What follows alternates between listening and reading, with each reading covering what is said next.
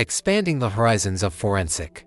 FBI special agents travel to prisons across the country and communicate with real monsters, dangerous serial killers and maniacs, trying to understand their twisted logic. In 9 cases out of 10, the boyfriend has been someone close is guilty, but not every time he beat based on real events. The series begins in 1977 in Pennsylvania. FBI Special Agent Holden heads to the crime scene, where a certain Miller has taken hostages. After talking to the criminal, Holden tells the police to move away so as not to provoke him. He has already undressed in a fit of criminal fantasies. Holden learns from Miller's wife about his mental disorder. He considers himself invisible, but believes that he is being watched. The psychiatrist prescribed him pills that Miller does not take. When his wife decided to commit him to a mental hospital, he snapped. Holden continues negotiations, trying to understand the criminal's motives. However, he decided it was time to make his own cover of Nirvana and Kurt Cobain and blew his brains out. Holden returns to Quantico, Virginia to the FBI Academy. His superiors praise him for his success. The hostages were not harmed. Holden is transferred to teaching at the department. He takes an interest in Professor Redmond's lectures. You can say that he is crazy or pretending to be crazy, but if we look for a motive that is understandable to us, we will not find it in a bar. They discuss how the development of civilization changes criminals. Psychopaths and madmen are added to the usual motives of jealousy and greed. The state used to be a symbolic parent, but now the devil knows what it is. There Holden meets a girl, Debbie, a student who charms him with her dualism, high intelligence and outlook, combined with a love for the modern, rebellious counterculture. A romantic relationship begins between them. Holden asks his boss, Robert Shepard, for advanced training. He wants to take several psychology courses at the university. The boss allocates funding on the condition that the agent will be engaged in recruiting new FBI employees at the university. Holden faces hostility from young people and teachers. Hippies categorically do not like the federal government. This does not stop Holden from striving to bring modern trends into education. As a teaching aide, he shows students Sal Passion's Dog Day and arranges role-playing games with hostages and negotiators. Put the gun down, Steve. We brought your kids. Shepard does not like the way Holden squanders the Bureau's resources, so he introduces him to Bill Tench, head of the Behavioral Sciences Department. Tench invites the psychologist to speak with him at police stations across the country. This is how the feds exchange experiences with the police. Holden agrees. They go to Iowa, to a town where a brutal murder took place. The partners give lectures, but Holden's innovative ideas do not find a response from the local cops. I'm not asking you to feel sorry for Charles Manson. I would shoot him without questions. After the lecture, Detective McGraw asks the feds to help with the investigation. An unknown person brutally murdered a single mother and her son by shoving broom handles up their asses. The killer tortured the woman before her death in front of her son and then killed the boy. However, he left no traces, which suggests that the criminal carefully prepared and cleaned up after himself. You have new methods. What does a mop in the ass of a poor single mother mean? Despite the details, Holden is out of ideas. He and Tench leave town. The partners go to California, where according to statistics, a third of all murders remain unsolved. Holden is obsessed with the idea of talking to Charles Manson, who is being held in a local prison, but it is impossible to arrange a meeting with him. Local police advise paying attention to Ed Kemper. Ed was a sociable, friendly guy who wanted to become a police officer, but did not pass because he was too tall at 6 feet 6 inches. It started with surrogates at a non-human level. Physical objects, my possessions, other people's, destruction of things that are cared about, and then destruction of things that are living on a lower level, small animals, insects, animals, and then finally people.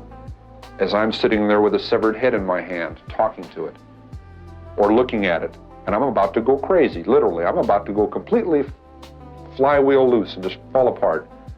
I say, wow, this is insane. And then I told myself, no, it isn't. You're saying that, and that makes it not insane.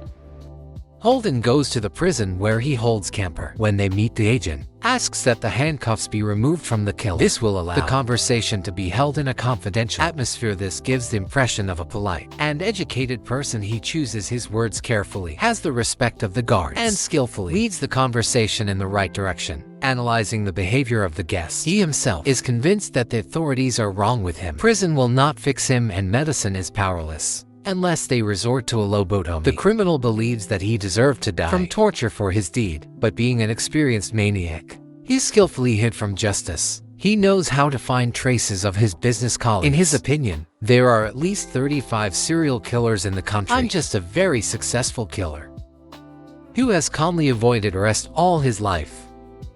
His words sink into Holden's soul. A conversation with Ed will help study the methods of mentally unstable killers in order to catch them to gain their trust and find out more about his childhood and relationship with his mother, who might tell the federal talks about his girlfriend. Tench is sure that the maniac is manipulating his partner. They continue to travel around the country, giving lectures until local detective Carver asks for help with a strange case in Sacramento. An unknown person beat up an old lady Gonzalez and stabbed her dog. I don't know.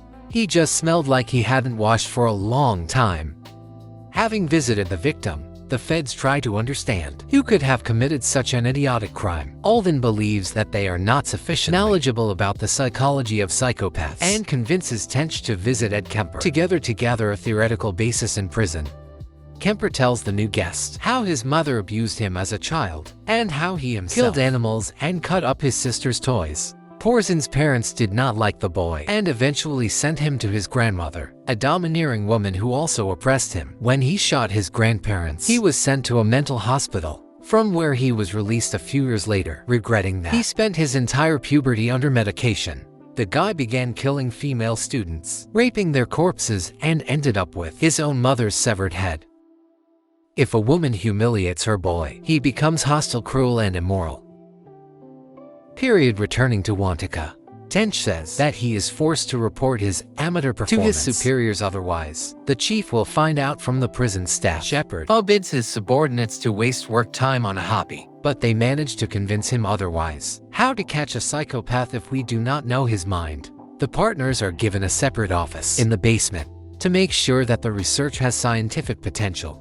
They contact Dr. Vendiker, a professor of psychology at Boston University. She believes that their work will benefit not only forensic science, but psychology as a whole. Holden is fired up by the idea, but Tench reminds him that the authorities have allowed him to do this only in his free time after talking with the professor. They go to a mental hospital where another subject is being held. However, the patient changed his mind about talking to the feds at the last minute upon returning. The partners plan their next steps, travel around the country giving lectures, visiting serial killers in prison along the way. At that moment, Detective Carver calls. There has been a murder similar to the incident with Mrs. Gonzalez. Suspecting that this is the work of the same criminal, the partners get the go-ahead from Shepard to investigate and go to Sacramento. The case materials state the following. The victim is an old woman who had a dog. An analysis of the crime suggests that this is the work of a middle-aged man living with his mother. Carver talks about an individual named Dwight who fits the description. They visit Dwight. He lives with his mother, who suppresses his personality and treats him badly. Take him away. Give me a break for at least 1 second. Holden asks the guy about his personal life. In order to gain trust, it turns out that the mother once forced her son's girlfriend to have an abortion. Dwight's arm has scratches, similar to a bite from a dead dog. Under pressure from the agents, the guy confesses to the murder. In this way, he let off steam from his mother's humiliation, having solved the case and celebrated with the local police. The feds visit the camper the next day. Holden, on the advice of Dr. Carr, brought a tape recorder to record. The maniac tells how he killed. A person dies from a knife, stabbed differently than in the movies. Not right away first. The blood pressure drops, and the victim suffers. To avoid this, you have to cut the throat from ear to ear, cutting the trachea and jugular vein. Then the victim chokes on blood very quickly. People think this is just an expression. No, it's an instruction. Ed admits that his youth in the hospital and his mother's abuse made him insecure when communicating with women. According to Ed himself, this served as an impetus for the murders. So, he wanted to feel superior to those. He was embarrassed to the point of nausea, and literally once at the sight of a beautiful girl, he threw up. I lived with older people for so long that I myself became an old man returning to Wantica. TNC. H tells his partner that they are doing a useful thing. He suggests involving Dr. Carr in the work to systematize the data obtained and develop a research plan that would not be embarrassing to take to the authorities. Having reached a consensus, the feds invite the professor to familiarize him with the progress of the work. The partner's next interlocutor is Monty Risol, a rapist and murderer with 5 victims on his account. She got out the car and started to run, and I got out and ran after her. And she ran over into this driveway where some woods were and everything. And I stabbed her in the back, and she fell on the ground. I think I stabbed her 4 or 5 more times. He does not immediately agree to talk about his crimes. It was worth pretending that the guests were ready to leave, leaving him bored in the cell. As the criminal became accomplice, how can a person ruin his entire life before he even comes of age? Monty admits that he committed his first murder when he found out that his girlfriend was cheating on him. He attacked a strange woman in a parking lot and, threatening her with a gun, took her into the woods to rape her. Suddenly, the victim began to pretend that she enjoyed the process, not resisting, and even asking what position he wanted to do. Unfortunately, this behavior on the contrary angered the maniac even more. He wanted to take out his anger on the victim and enjoy her fear and helplessness. When she broke free, he chased her and drowned her in the nearest stream. Oh yeah. Come on, baby. I want you, I want you. Discussing the conversation with Wendy, they come to the conclusion that Monty did not intend to kill. He could have gotten away with rape, especially since he had charges under this article for being a minor. But when the victim, instead of humiliating, began to show pleasure, this served as a trigger for further aggression. This means that the victim's behavior is also a stressor. At the next meeting, Monty talks about his relationship with his mother. According to the criminal, he grew up a hooligan but without excesses, but periodically scolded his stepfather. The killer says that no one ever needed him, presenting himself as a victim of upbringing. Monty also says that everything could have turned out differently. Living with his father, he would have grown up a decent person, maybe even built a nuclear power plant in a small town, and changed his last name to Burns. After a lecture in Altoona, Pennsylvania, police officer Marco Kaiser turns to the FBI with a request to help with the investigation of a terrible murder. Someone killed a local girl, Beverly, whose body was found in a landfill. According to the experts, she was first killed, then abused by the body cutting off her breasts. The killer left a strand of her hair next to the body. After analyzing the data, Holden outlines the alleged killer, a white single man, probably a non-local, who was attracted by the victim's appearance, in particular her hair. The feds go to the dump to examine the crime scene. They learn that Beverly's fiancé, whom the victim had gotten engaged a few weeks before her death, had gone to visit relatives. The body was found by a welder named Alvin Moore. Talking to him, the detectives find out that he came across the body while walking his dog, but the man only reported the find the next morning. Fearing that the cold case would be pinned on him, he had a record in the past. Moran admits that he had made advances to Beverly at a bar several times, but she had turned him down. The feds call Alvin's woman to confirm her husband's alibi, which she does. She also says that she almost hired Beverly as a nanny, but refused so as not to provoke her amorous husband. Alvin admired the girl's beauty, including her hair. Having no suspects, the feds leave for Quantico. The chief calls the basement compartment on the carpet to report his requests and the scientific merits of Dr. Carr, allowed to knock out funding. Now they are engaged in research officially. The main thing is to report on expenses to the accounting department on time, because the FBI investigates financial fraud more thoroughly than murders. Even the Al Capones were arrested for tax evasion. Returning to Altoona, the agent and Ocassi visit Benji, the groom of the murdered Beverly. The guy's nondescript appearance raises questions about why a bright and beautiful girl decided to get together with him. A conversation with elements of interrogation ends with the guy bursting into tears. He loved the bride very much. Detectives visit Benji's mother in the church to check the version of a complex relationship. Maniacs often emphasize this aspect. However, the woman, as well as her son before her, says that they have a good relationship. The mother, among other things, mentions Frank, the husband of her daughter Rose, having appeared in their family. He always protected brother-in-law and Slobber Benji. When the bad mother version failed, the investigation stalled. While colleagues are of the opinion that this was the work of a visiting psychopath, he is sure that one of the locals is guilty. A maniac has no reason to go to the boondocks for a victim in Kantika. Holder gives Dr. Carey a ride to the airport. On the way, he admits that Benji's fiance's tears seemed insincere to him. The woman advises using the technique they are developing. It's not worth their while. Holden begins to work on the version in which Beverly manipulated Benji. which eventually caused him to snap. In the basement office, Tench receives a call from Okasi. He has summoned Frank Benji's son-in-law for questioning. The special agents learn that in his youth, he was treated in a mental hospital and hit a girl. Friend says during the confrontation that it was self-defense being a womanizer. He cheated on her, but his pastoress played against him, so Frank made a deal agreeing to get treatment. The man says that Beverly and Benji were never officially dating. The girl was just using Sharon. Right after that, the feds call the grieving groom for repeated testimony. He breaks down in tears again, explaining that Frank himself had his eye on the deceased. Tried to flirt with her but she turned him down, but Frank has an alibi, his wife. In the evening, discussing the local Santa Barbara in a pub, Holden becomes convinced that Beverly was a manipulator, in relationships a decent girl, as the locals described her. Would not hang out in pubs where Welder Alvin saw her. Is she looking for a husband or a one-night stand? This will change your perception. The next day, the detectives go to Rolls with Frank's wife to confirm the alibi. Before they had time to return to the station, the woman comes after them to confess. On the day of Bever's disappearance, her brother called them and Frank to get rid of her body. In a fit of rage after an argument, he hit her. However, Rose, the last to arrive, is not sure who exactly dealt the fatal blow. During parallel interrogation, the suspects shift the blame onto each other. The following picture emerges. Benji stunned Beverly and tied her up. Frank, who arrived, raped the girl, after which someone killed her. Attempts to force the detainees to accidentally confess under stress interrogation lead to nothing. 14 stab wounds with a kitchen knife. Skull fractured, chest cut off. The agents return home, unaware that the boss has offered Dr. Carr, the official head of the Behavioral Sciences Department. Later, Wendy, listening to the recording of the interrogation, Rose understands from the specific wording of the words that when she arrived, Beverly was still alive. Blood was spurting. This makes the woman an accomplice. Blood is everywhere, splashes fly. TC learns that the prosecutor chose to convict Benji and offer Frank a deal in exchange for testimony against Sharon. Holden and Wendy go to Altoona to convince the lawyer of the need to try Frank. He is the culprit of the crime, who pushed Benji to murder.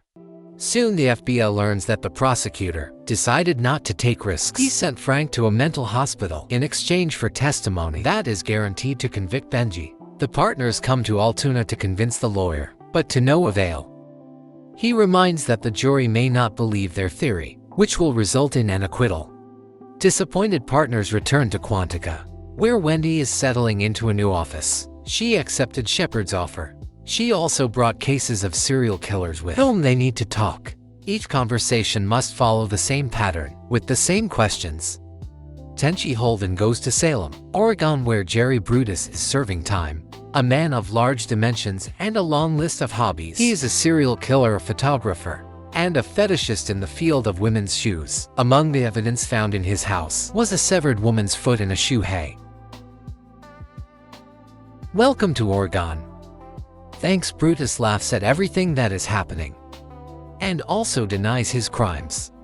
The prisoner explains his earlier confession by pressure and threats. When Tench shows an irrefutable face, a photo of a corpse in which his face is reflected, the maniac says that Ed Kemper warned him about a visit from two stupid feds. This is where the conversation ends. The special agents are tormented by doubts. If prisoners from different prisons are able to communicate and talk about things like their visits, then the study is at risk.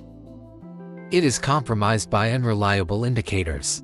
The partners tell Enda that the new subject is not making contact. After listening to the recording of the conversation, she accuses Tench of provocation. They say that they need to gain trust in other ways. Tell a personal story, for example. The conversation leads to a quarrel caused by different methods of work. Holden, walking with a girl through the shops, buys a pair of women's shoes for Brutus in a shoe store. On the next visit, he casually shows the box to his interlocutor. The bribery method works better than Tench's attempts to irritate the prisoner. Brutus even wants to leave, until Holden asks his partner to stop egging him on. Having handed over the gift, the agent confesses to the killer that his mother once caught him masturbating. Such frankness causes the desired reaction. Brutus says that since childhood, he had a craving for women's shoes. At the age of 5, he found high-heeled shoes in the trash and brought them home. But his mother burned the shoes in front of him so that her son would not walk around the house in them. Having finished the conversation, the killer retires with the shoes in a corner to masturbate, taking this as a hint that it is time to leave. The FBI agents leave, returning to their place. They discuss Sandy's new data, trying to understand when Brutus's brain switched to fetishism, whether it was possible to notice the symptoms and prevent it. There was a moment when it was possible to intervene. These are the right questions. Tengai also notices a specific nautical knot in the photographs from the Eva murder scene, with which the victim was tied, and calls Detective McGraw to point this out. Holden is invited to speak at an elementary school as part of a program for the early detection of deviant behavior. That is, behavior that goes beyond the norms of social society. He agrees, explaining in simple words to children that they need to tell adults if their friends are behaving strangely. After the lesson, one of the teachers approaches the agent to tell her what is embarrassing. Her principal Wade, when the offending children are sent to him, tickles their feet and gives them money for it. She asks the guests to figure out if this is a sign of deviant behavior. He gives them a coin if they can stand the tickling. At home, Holden tells Debbie about this, and she says that there was also a teacher at their school who would pinch children's cheeks for candy. As it turned out later, when the teacher retired, he touched the children not only on the cheeks. However, contacting the police did not help. Having visited the inspector, the FBI agent learns that there is no official reason for the investigation. Having decided that this could be their profile, Holden asks Tench to help sort out the teacher, but he is against it. There is no corpus delicti in the director's behavior. They also need to select a new candidate for the department to take down the recordings. With Eliema, Holden gains the maniac's trust by allowing him to fix the tape recorder. Then he asks about the second victim, but the killer denies it, saying that he was set up. Remembering Wendy's advice that a person with a pathological tendency to lie needs room to maneuver, the FBI agent plays along. They discuss a hypothetical killer who could have committed all the crimes that Bruce was accused of in order to close the case. It's a strange coincidence that you dated the girls who became his victims, and incredible coincidence when the conversation allowed the prisoner to shift the blame onto the shoulders of the imaginary killer. He tells how, in Bruce's own opinion, he would have treated his victims. In his story, it is obvious that he is talking about himself and his actions, not officially admitting them. Despite all the evidence and proof, Katie Schmidt was photographed in underwear that did not belong to her. Maybe she liked it. Returning to the office with a new recording, Holden learns that the chief has assigned his protege, Agent Greg Smith, to them as a new one. Although the matrix has not yet been removed, the partners already understand that Agent Smith cannot be trusted. He is a spy for the boss nevertheless. Holden uses him to deal with Principal Wade with a new colleague. They interview the lover of tickling children himself, and the teachers subordinate to him. I am divided. Someone considers such behavior unacceptable. Someone believes that this is a successful method. Wade himself explains that he calms the children in a playful way, finding a common language with them just in case. The specialists talk to the children's parents. Their opinions also differ, but in the end the partners decide that the director must be prohibited from touching the students. Why not ask him to stop? He has already been asked. Let us tell him, however. Wade takes the agent's insistent request with hostility, arguing his refusal by saying that his method works. A disappointed Holden returns home, and the next day he is called to the authorities. Smith reported an unauthorized investigation. Shepard reprimands his subordinate, reminding him that they are investigating real crimes, not competitive school. Teacher squabbles over personal animosity. That evening, the agent goes to Debbie's university to find her, but notices that she is flirting with a classmate. During a class project, Holden, even more dejected, leaves. The next day at work, he receives a call from the school principal. Wade was fired thanks to his efforts. Perhaps this way, they managed to stop a potential pedophile. Tenchi and Holden's next target is mass murderer Richard Speck, known for killing 8 nurses in one go. Speck broke into a Chicago dorm and, threatening with a knife and a revolver, took 9 nurses hostage, tying them up with a cut sheet. One by one, he took the girls to another room where he strangled, raped, and stabbed them. The victims waited 20 minutes each for their fate. They go to Illinois, where the Speck is being held in a general prison. The agents have to walk past the cells with prisoners to get to the room when the Speck is brought in. He refuses to talk to the fence, trying to get the killer to talk the agent. notices the bird in his hands. It has a broken wing, and the inmate is taking care of it, feeding it through an eyedropper. Holden resorts to obscene language to get Pico to talk. By what right did you deprive the world of 8 mature girls? The plan works, communicating in a familiar language. The prisoner is thinned to the FBI's clarifying questions. After another refusal to work, he spent the whole day drinking at a bar, after which, in a state of alcoholic intoxication, he broke into a women's dormitory, where he raped and strangled one woman. The victim's neighbors were stabbed by SPK, not noticing only one witness hiding under the bed. This was not their night as a last resort.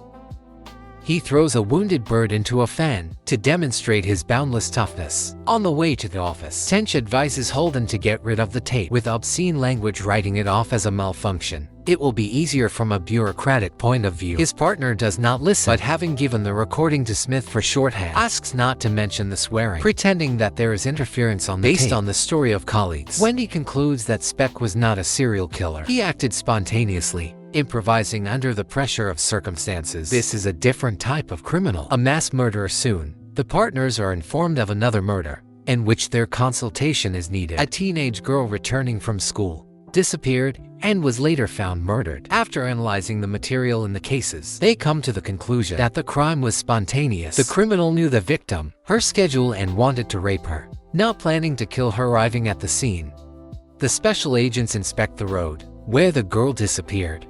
They notice neatly cut tree branches, which gives the first suspect Devier, a hired worker from another city. While they are looking for him, the FBI receives a complaint about Holden. Speck complained that his life was put at risk by a visit from the feds exposing him as a snitch, and also about the foul language during communication. Shepard tells Wendy that a special commission from the Justice Department should respond to the complaint by checking the protocols. She assures that the agents acted according to a standard script, but Holden knows that this is not so. Holden argues for the foul improvisation by the fact that Dr. Carr's psychological questionnaires simply do not work in the field to get the serial killers to talk. They have to improvise, choosing their own approach for each beating. The call of logic. Shepard decides to support his subordinates and destroy the original recording. However, at the end of the working day, Agent Smith seals the notorious tape in an envelope to send it to someone. After some time, Devier, a suspect in the murder of a girl, is called in for questioning. He took a lie detector test, and the police have no evidence to accuse him. Holden develops a cunning plan to make the killer feel guilty and force him to confess. He intends to go to the scene to personally conduct the interrogation, the methods of which the police may not like. While the suspect is marinated in anticipation and apprehension, the FBI prepares the scenery for a one-man show.